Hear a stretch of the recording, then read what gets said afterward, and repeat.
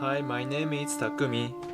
In this Takumi Channel, I use Japanese culture as a reference point for thinking about how to live and work in the future.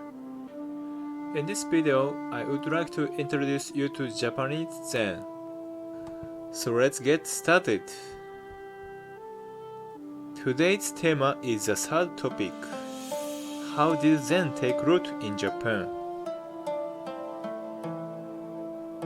In Zen, a family tree is written on a large sheet of paper, which they treasure very much. This paper is called a blood vein. In Zen, the emphasis is on genealogy.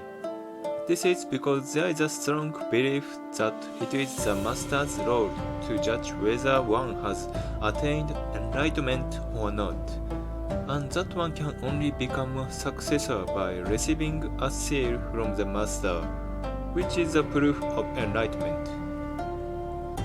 Those who have no name in this lineage or who have not received the seal of enlightenment are not considered legitimate heads of Zen. For this reason, Zen always has a bloodline that shows how the Dharma has been passed down through the lineage of ancestors, starting with the Dharma. This is a grand and voluminous Zen family tree spanning dozens or even hundreds of generations. Then, when did Zen start to spread in Japan? In the beginning, in the Asuka and Nara periods, which is around 6th century, some of the things of Zen were introduced from China. However, Zen was first introduced to Japan in earnest in the 12th centuries, during the Kamakura and Muromachi periods. And it is the one that has uniquely established itself in Japan. Eisai is said to be the founder of the Rinzai sect in Japan. And it is important to note that in Japan, Zen developed in very different way from the Chinese of Zen. So how was it that Eisai was able to establish Zen in Japan? This is because Eisai received the seal, which is proof that he had studied in China and attained enlightenment through training in the Rinzai sect. The meaning of introduction of Zen to Japan by Eisai and the monks who had studied Zen in China before, that was as different as heaven and earth. He returned to Kyoto, where the imperial court was located, and tried to spread Zen. But he was unable to do so because the religion of Tendai sect already existed. So the Rinzai sect moved to Kamakura and was protected by the Kamakura shogunate at that time and developed in Japan. Rinzai sect means the following ways. The Zen of Rinzai sect, which aims at enlightenment through repeated questions and answering by koan. A koan means a question that cannot be answered with the logical mind.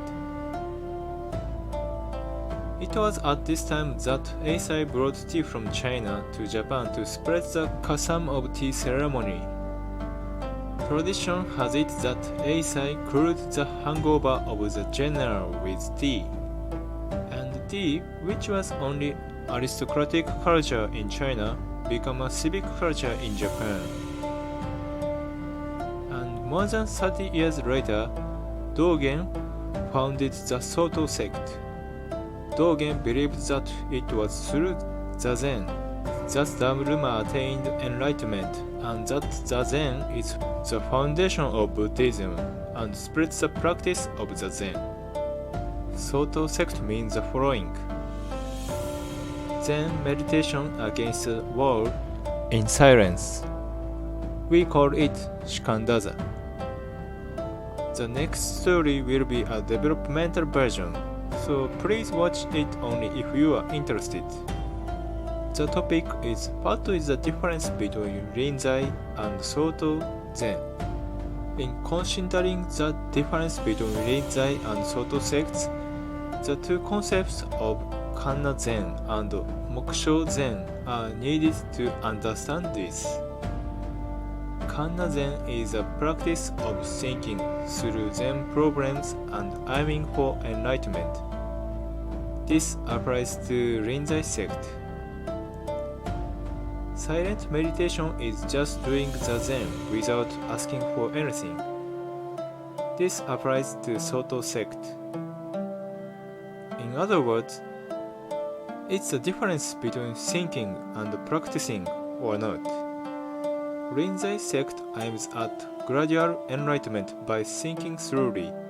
The Soto sect, on the other hand, aims to achieve enlightenment all at once, so they just keep sitting. As you can see, the goal of Rinzai and Soto sect is the same, to attain enlightenment, but their methods for doing so are completely different. That's the difference between the two. Finally, there was another type of Zen, and in the Edo period, a Chinese national Ingen came to Japan and introduced to the Oubak sect. It was the last Zen teaching to be introduced to Japan. This is known as Chinese style.